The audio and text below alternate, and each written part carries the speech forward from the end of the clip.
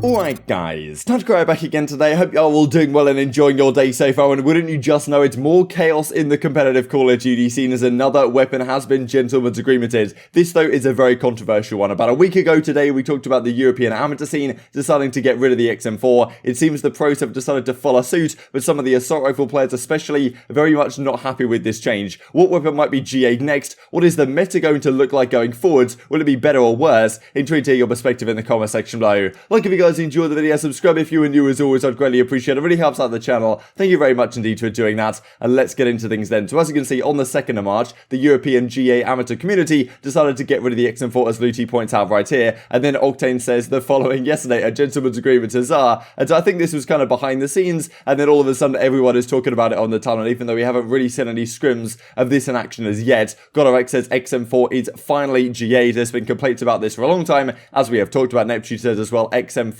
gone. And well, here we go, Call of Duty Agent was kind of the first to talk about it. XM4 has been GA'd. This maybe is more the interesting part of it, the fact that, okay, the 74U and the XM4 have both been very strong. Pretty much on all maps we see just those two weapons, apart from on some maps we see the Krig come into play. And I like it when we see the Krig, right? We see a little bit of variety, something like Checkmate Search and Destroy, something like Miami Search and Destroy. Occasionally you'll see a Krig come out, actually kind of dominate some of those maps, and the XM4 doesn't seem too strong in those types of situations, but on most respawn game modes especially, it is certainly the go-to weapon. And I think really the question mark has been, the 74U is so good. It's a laser beam all across the map, but the XM4 is also so good that we can't really nerf the 74U with any kind of GAs, because then the XM4 would just completely dominate all the maps. So with the XM4 gone, which has been like kind of discussed for a while, I don't really think the players like it. They want a different meta where maybe it's a little bit more balanced in that sense. I'm not really sure exactly what they're going for. We'll talk about what the meta could be in a couple of minutes time here. So then the muzzle and the compensator, so both attachments that reduce your recoil on the 74U, have also been GA'd, right? So effectively they're saying, okay, now the XM4's gone, we're going to make the 74U a bit worse so that maybe the other assault rifles can compete more, and also the 74 can't just laser beam people completely over the course of the map. And yeah, that really is the question mark, the fact that we have so many attachments in the game. This maybe is the way to do it, right? By getting rid of some attachments rather than necessarily getting rid of the entire gun. You can also make a case that says, okay, there's SMG players are loving life, right? They only had to take a muzzle compensator ban on the 74U, whereas the assault rifles have to get rid of the entire AR, right? So there's a question, right? Why isn't the XM4, even the AK47 when that was banned a couple of months ago, and now we've been in this XM4 meta, which is now also moving on? Like, why aren't those weapons? Why can't we just do it where we ban certain attachments on those weapons and still allow them in the game, as we seem to be doing here with the 74U? So this is the crux of the matter this past day. As Chrome says as well, XM4 GA'd. As far as I can tell, this is a full GA. Pros will not be using it either. And well, as Loony says, effective immediately, the muzzle category on the 74U is also gone. So these are the latest updates to it. So muzzle brake and Spetsnaz compensator on the 74U are also gone. And there are some questions what exactly the meta looks like from here. Paulek says my Krig is back, right? So what's the meta going to look like? Are we going to have more Krigs in play? Is it actually going to be somewhat better, right? Because I'm not going to lie, the XM4 is very good, and I think it's pretty fun to use, to be honest, in like league play and stuff like that. But in professional play, when I'm watching something like Checkmate Control and I'm seeing like 6, 7 XM4s on a map with a single 74U at times,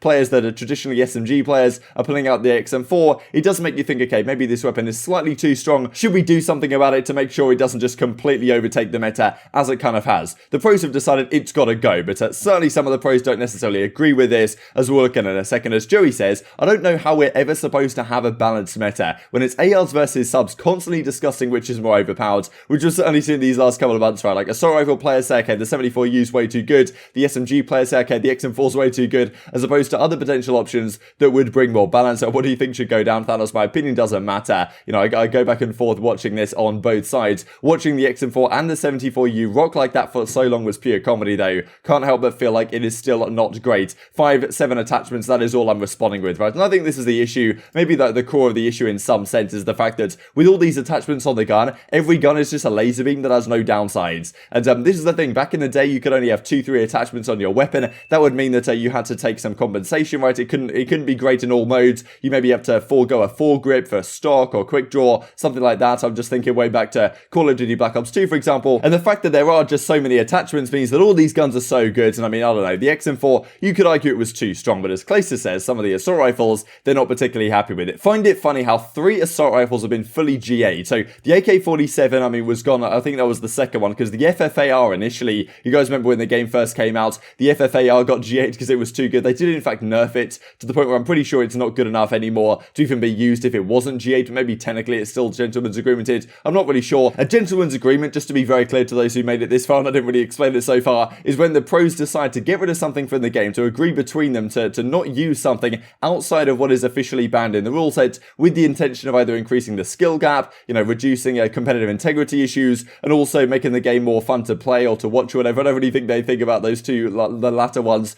too much often, especially the watch one. But yeah, certainly there's some discussion. Okay, should it be Krig MP5 as opposed to this XM4 74u meta that we've had? But as Clay says, the SMG players are like, no, my attachments, don't get rid of them and still get to use the best gun in the game. Makes zero sense. And this is kind of the issue, right? The pros are constantly talking past each other on these issues. The SMG players are saying, okay, the XM4 is too strong, it's got to go. The AR players are saying, oh, you have the best gun. Like, they're kind of pointing at each other saying, okay, you've got the best gun, and then the other way around as well. And well, fans complain about ARs GAing too many things, yet it's always ARs that get GAs, and well, this continues on as well. So, my dreams have come true. You know that these last few weeks and months, really, I've been always joking about the QBZ being not necessarily the next weapon up, but whenever I mention like a gun in the game or something that isn't one of the main guns, I always talk about the QBZ. I don't really know why I gravitated towards that, but somehow it's become into reality. And as Crone says, the pros were using the QBZ today during scrims. Clay says as well, QBZ is coming to play. So supposedly this is the next gun up in the meta, right? With the XM4 gone, apparently it's QBZ season. And this is the weapon, if you guys aren't familiar with it. It looks like a Type 25 from back in Black Ops 2. Pretty high fire rates. The iron sights are pretty ugly, but apparently it's pretty damn good. And the pros have been using this last day. And supposedly with the XM4 gone, we're now going to have some sort of QBZ meta, where maybe the QBZ is like your flex gun, the Krig is your main assault rifle, and the 74u now with a slight nerf. You never know on a map like Crossroads that people might even start pulling out the MP5 like they used to on certain hardpoints, because yeah, that might be more viable than the 74u in certain situations with this slight nerf that they've given it with this with the attachments being gone, the muzzle brake, and the and the compensator and stuff like this. So who knows? This new meta might be better, right? In theory, if we have still some Krigs on the map and maybe the Krig dominates in certain situations, but then we've got the QBZ, I don't really know, maybe as the flex weapon, kind of the next up to the XM4 but not quite as good. Then you've got the 74u, then you've got the MP5. I mean, this is kind of what we said when the AK47 was gone, that we might get this nice personal preference type meta. That's not how it went. The XM4 just dominated the meta. So who knows? With the XM4 gone, maybe the QBZ will just dominate the meta and we'll kind of get the same situation once again. And I think that's what some of the pros maybe are slightly concerned about. We'll see what the European amateur scene did about this in a couple of minutes time. But as Octane says, AK gone and M4 gone, while sub players are asking what attachment should I take off. I am mind blown at this one, folks.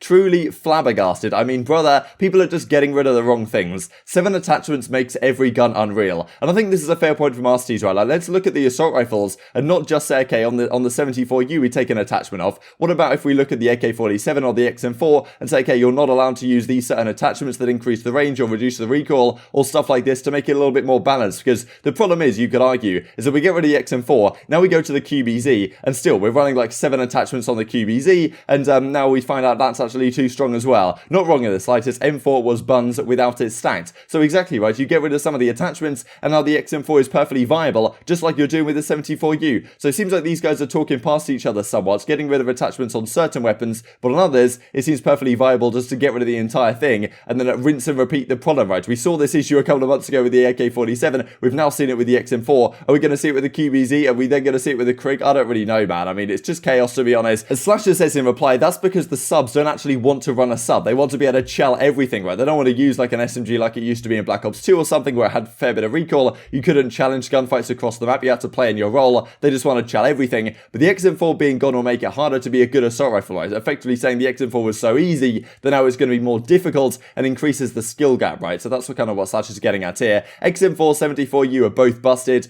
Don't get the logic of removing one and keeping the other with a change that changes nothing. I agree that the skill part of your tweet, but the logic in all this makes zero sense at all. 2 guns for nothing in return. Making either class harder at the moment is good. Right now it sucks for us because the meta before had 2 mains and 2 flexes effectively, with people, using either 74us or XM4s on certain maps. I don't know, something like that. 1 main, 1 flex, 2 subs is the best playing wise, so getting rid of the XM4 hopefully is going to get down this route to having more SMGs on the map. Is that going to be the case though? If things continue going down this route, maybe we thought that was the case when the AK47 was gone and it was going to be, 1 Krig, 1 XM4, 2 74us. That's clearly not how it turned out. Will it happen again? Will the pros mince their words? I'm not really sure. As Octane says, like, it's a balancing act that's stupid hard to come by. having a 3-weapon meta is so rare because it requires the flex gun to not be OP to the point of it being the main weapon as well. You couldn't shoot the Maddox at the moment unless you beamed, but the M4 was an absolute do-it-all pretty much in the last 2 titles, so pretty interesting stuff. And then we get into this, right? So a week ago today, pretty much, we talked about the fact that the XM4 was getting G8 in the European region. Now, as soon as the QBZ comes in, I imagine that the Europeans have been using the QBZ for quite a while now, given that they G8'd the XM4 last week, so probably they've been using it a little bit, and have decided also the QBZ's got to go. This is the problem, right? You go through one thing, and the AK47 goes, then we start using the XM4, and we think it's going to be a good meta. We don't decide to get rid of any attachments, which might be the way to go. We decide to get rid of the entire gun, and now the QBZ is too good.